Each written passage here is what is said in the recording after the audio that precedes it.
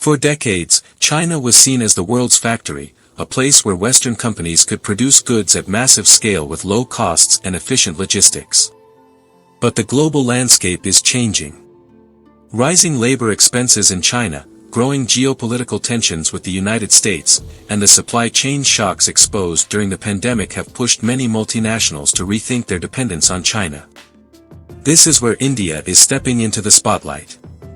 Today, more and more Western companies are moving operations to India, not to abandon China completely, but to diversify through what experts call a China Plus One strategy. India offers a unique mix of advantages. With a population of over 1.4 billion people, India is not only one of the world's largest labor markets but also one of the youngest. Manufacturing wages in India remain significantly lower than in China, which gives global companies the ability to manage costs while tapping into a vast, skilled workforce, especially in engineering, information technology, and STEM-related fields. At the same time, India is more than just a place to manufacture. It is also a fast-growing consumer market.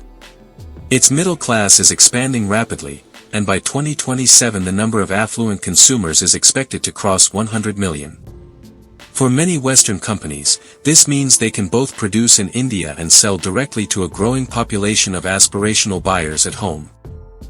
The Indian government has also played a crucial role in attracting investment. Policies such as Make in India and the production-linked incentive schemes have provided financial support and clear encouragement for companies to set up factories, especially in key sectors like electronics, renewable energy, and semiconductors. This is already visible in practice. Apple's main supplier, Foxconn, has committed more than $1.5 billion to build new plants in India, including a massive high-tech facility near Chennai that is expected to generate around 14,000 jobs. In just a few years, India has grown from producing almost none of the world's iPhones to manufacturing nearly 18%. With projections to reach over 30% by 2025.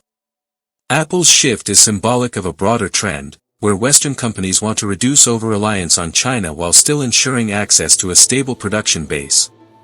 This change is not confined to electronics.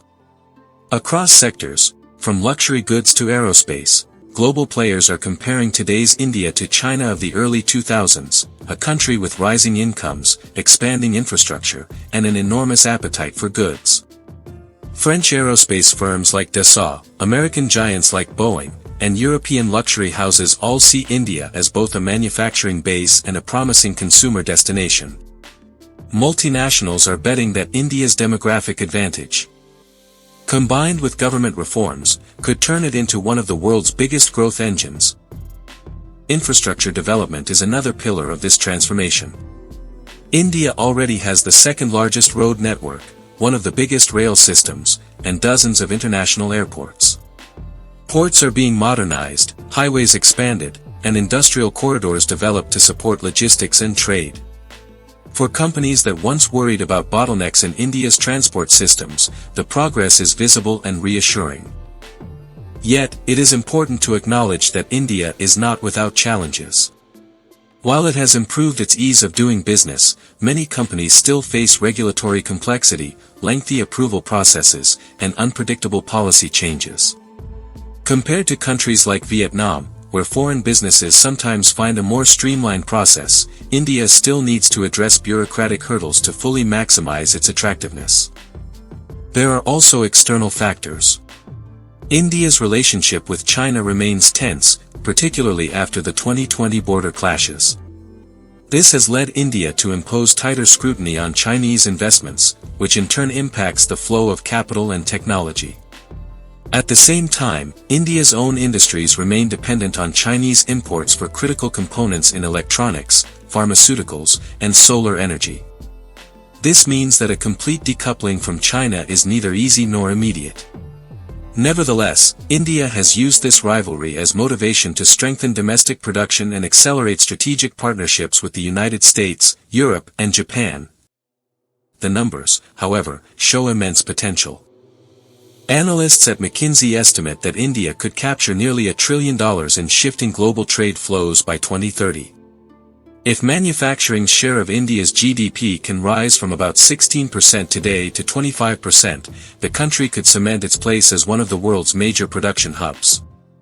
That would not only bring jobs to millions of Indians but also provide Western companies with the resilience and diversification they have been looking for since the pandemic disrupted global supply chains. Ultimately, the decision of Western companies to choose India over China is not about replacing one with the other. It is about balancing risk, seizing opportunity, and preparing for the future. India, with its young workforce, expanding infrastructure, ambitious government policies, and massive consumer base, represents a long-term bet. Companies understand that challenges exist, whether in bureaucracy, legal disputes, or infrastructure gaps, but the potential rewards are too significant to ignore. For Western businesses facing rising costs in China, growing political tensions, and the need to diversify supply chains, India is no longer just an option, it is increasingly becoming the answer.